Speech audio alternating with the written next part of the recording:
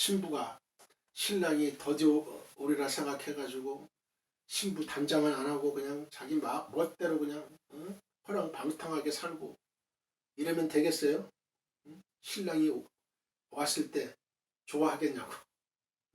신부의 자격을 갖춰야 되는 거예요. 신부의 자격을. 오로지 남편이 오늘 올까 내일 올까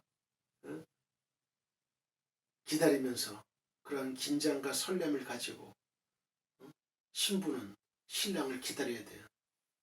신랑을 기다려야 돼요. 신랑을 기쁘게 어떻게 하면 기쁘게 해드릴까?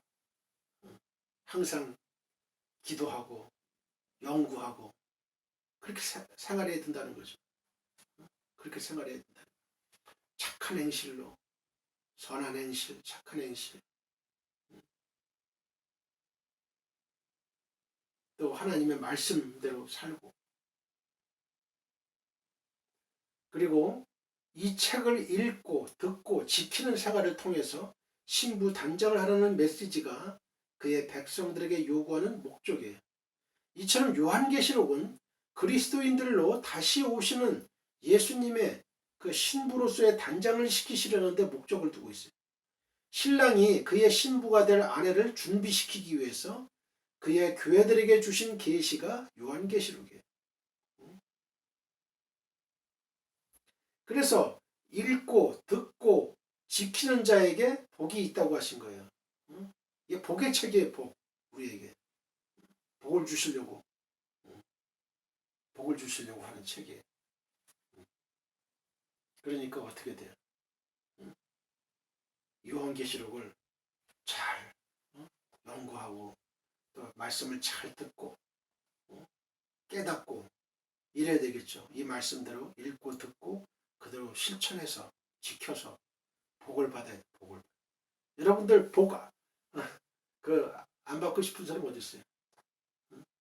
물론 복엔 여러 가지 종류가 있어요. 뭐 물질적인 복도 있고 인간 관계의 복도 있고 여러 가지 복이 있는데 주님을 맞이할 수 있는 복, 천국에 가는 복, 그래서 신부의 자격을 갖춰서 그게 최고의 복이죠. 최종적인 복이에요. 물질이 많고 건강하고 뭐 이거는 한시적이에요. 우리가 살아있을 동안 80을 살지 70을 살지 뭐 90을 살지 그건 모르지만 우리가 살아있을 때 그거는 필요한 것이고 영원한 복을 우리는 구해야 돼. 영원한 복. 영원한 복. 요한계시록의 경고를 한번 볼까요? 요한계시록에는요 모든 그리스도인들에게 주시는 엄중한 경고가 있어요. 그 경고가 뭐예요? 인류의 종말에 이 세상에 하나님의 교회를 핍박하고 하나님의 교회는 이단이 하나님의 교회라고 이제 했잖아요. 저기 분당의 총 본산을 갖고 있고 신천지는 과천의 총 본산을 갖고 있어. 어떻게 돈 많은 동네에만 딱 총 본산을 갖고 있어요. 뭐 헌금을 많이 받아가지고 막 쓰는가 봐. 그냥 그저 뭐야 경제적인 그 능력이 없는 그 대학생들 뭐 막 그냥 퍼퍼 주는 거예요. 그냥 그래 대학생들은 그냥 그 혹하게 그냥 막 물질로 그냥 막 물질 봉사하고 지금 그런 시대에 지금 그런 시대. 그들 영혼이 팔려가는 영혼 사냥꾼이에요. 그들은 지옥 백성을 만드는 거예요. 지옥 백성. 이럴 때 우리는 어떻게 해야 되겠어요? 그 불쌍한 영혼이 그냥 지옥으로 가는 거예요. 젊은이들이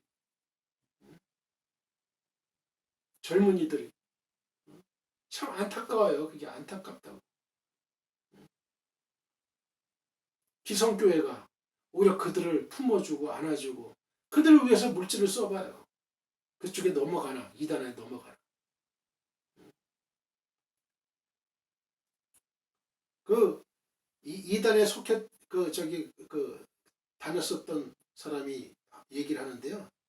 거기 다녔다가 이제 그만둔 사람이 얘기를 하는데 거길 가면은 아주 천국이래. 천국. 아주 풀 서비스로 아주 뭐 여자 대학생이 오면은 남자 아주 저 아이돌 같은 남자 2명 3명이 붙어가지고 그냥 케어하고 반대로 남자 대학생이 오면은 여자 아주 그 아주 들이 그냥 2명 3명 붙어가지고 그냥 케어한다는 거예요. 쏙 빠지게 만든다는 거야. 아주. 먹고 자는 거 뭐 그런 거 아주 신경 안 쓰게 다 무료로. 이런 데다 돈을 써야 돼. 이런 데다.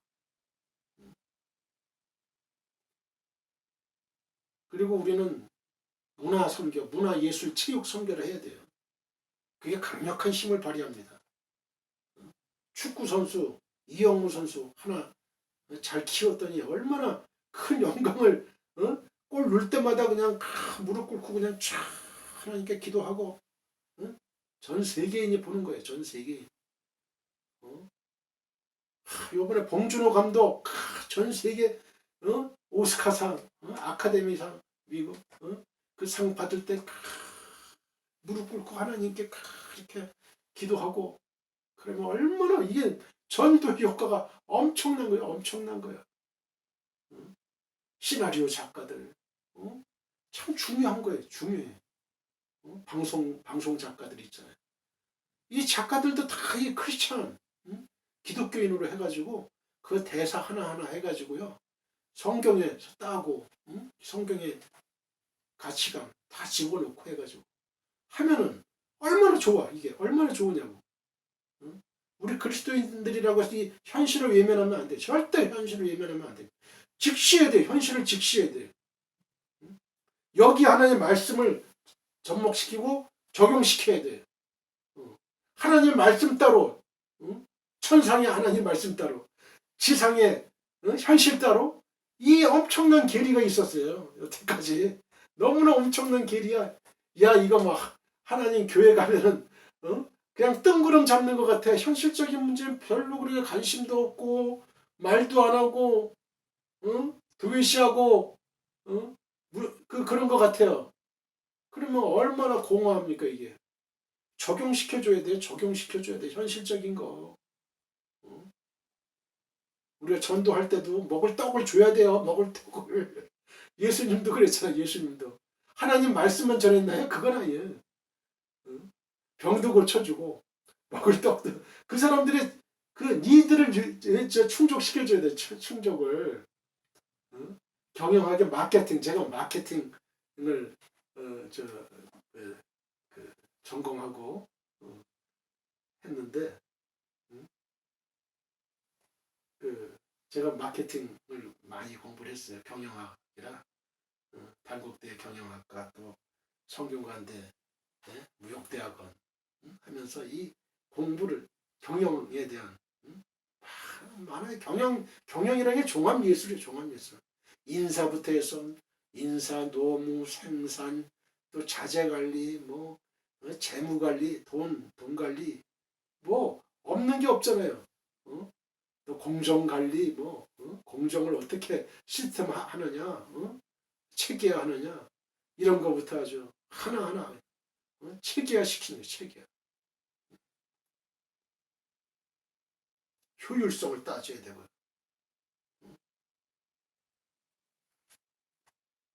그러니까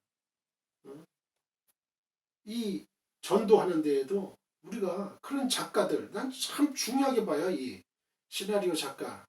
결국은 이 시나리오 작가에 의해서 모든 기초가 형성되는 거 아니겠어요? 이 대사가 이제 나오는 거거든요. 대사.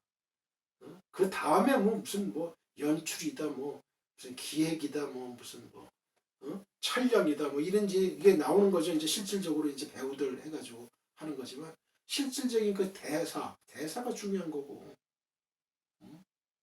이런 작가들 다 크리스찬으로 만들어야 돼.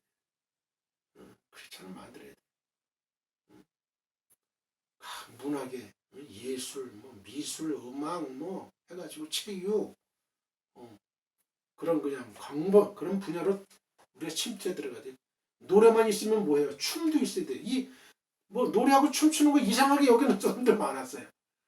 제가 어렸을 때 우리 기독교인들은 아니 무슨 예수 믿는 사람이 무슨 노래하고 춤춰 그거 아니에요. 너무 흥겨운 거예요. 다윗도 하나님 법궤가 들어올 때 그냥 너무나 그냥 막 흥겹게 그냥 춤을 추고 해가지고 바시가 내려갔어. 그러니까 그걸 본 그 부인 미갈이 이제 사울의 딸이거든요. 미갈이 흉을 봤어. 흉을 봤어. 응? 아유, 일국의 왕인데 체면이 있지. 응? 그렇게 춤을 추냐고. 그래서 미갈이 자식이 없었어요. 자식이. 하나님이 자식을 안 줬어요.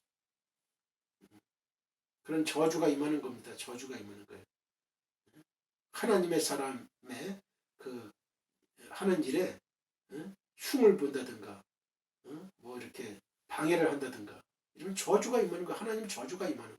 하나님이 사랑하시는 사람 다윗을 저주했다든가 또 죽이려고 했던 그 사울도 최후는 죽음으로 끝나잖아요. 그렇게 되는 거예요. 성경의 역사예요. 성경의 역사. 역사라고. 그러니까 조심해야 돼. 조심해야 돼. 그 경고란 무엇이에요? 요한계시록은 모든 그리스도인들에게 주신 온전한 경고가 있는데 그 경고란 무엇이냐? 인류의 종말에 이 세상에 하나님의 교회를 핍박하고 대적하는 무서운 짐승이 나타난다는 거예요. 이 짐승이 나타나면 이자는 이 짐승이라고 해서 그냥 뭐 동물을 얘기하는 게 아니에요. 이 짐승이 나타나면 이 사람이에요. 사람. 이자는 모든 인류의 그 오른손이나 이마에 그의 표를 받게 한다고 했어요. 그의 표를 받게 한다.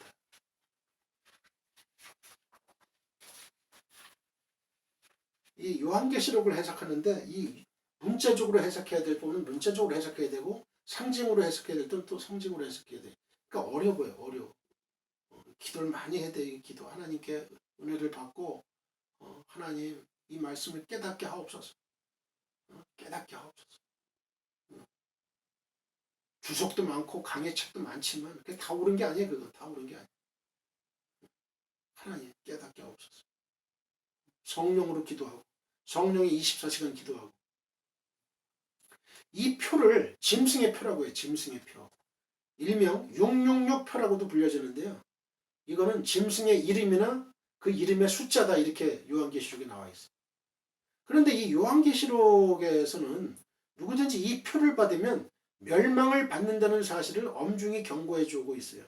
계시록 14장 9절로 11절 말씀을 보면은 또 다른 천사 곧 셋째가 그 뒤를 따라 큰 음성으로 이르되 만일 누구든지 짐승과 그의 우상에게 경배하고 그 이마에나 손에 표를 받으면 그도 하나님의 진노의 포도주를 마시리니 그 진노의 잔에 섞인 것이 없이 부은 포도주라.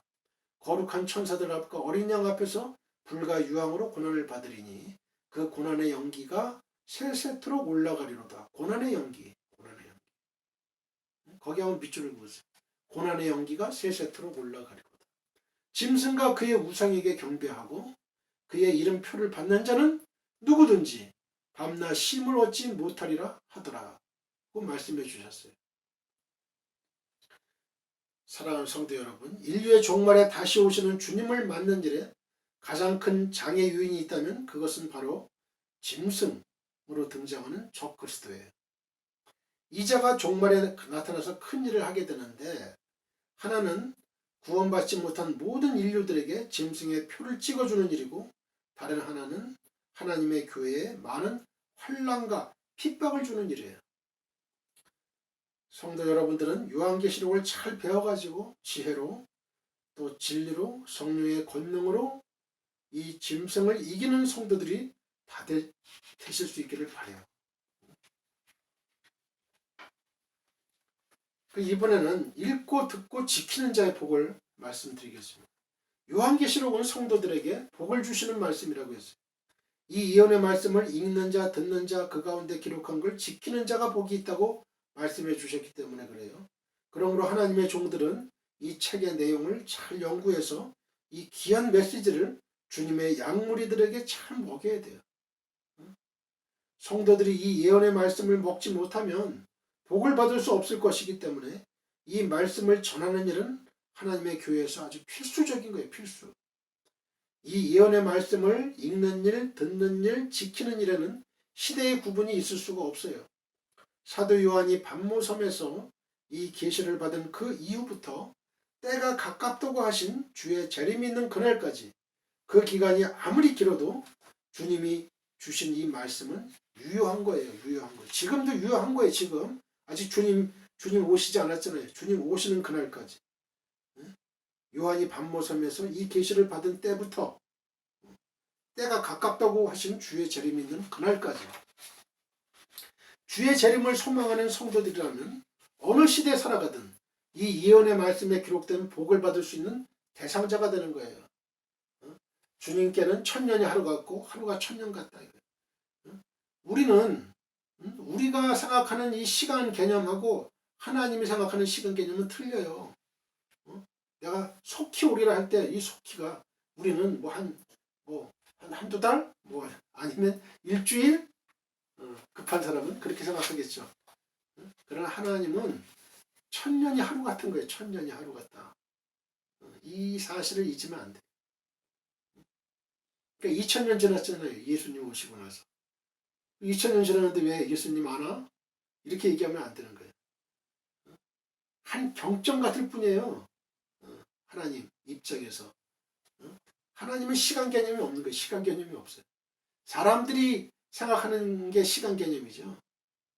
1시간, 2시간, 1년, 100년, 1000년 그런 거죠. 이 예언의 말씀을 읽는 자의 복에 대해서 세 가지 종류의 사람들로 구분해 주고 있어요. 먼저 이 예언의 말씀을 읽는 자가 복이 있다고 했어요. 여기서 읽는 자라고 말씀해 준 대상은 사도 요한이 이 예언을 계시로 받아가지고 서신으로 기록해서 보낸 그 소아시아 지역의 7교회 사자들을 가리켜요.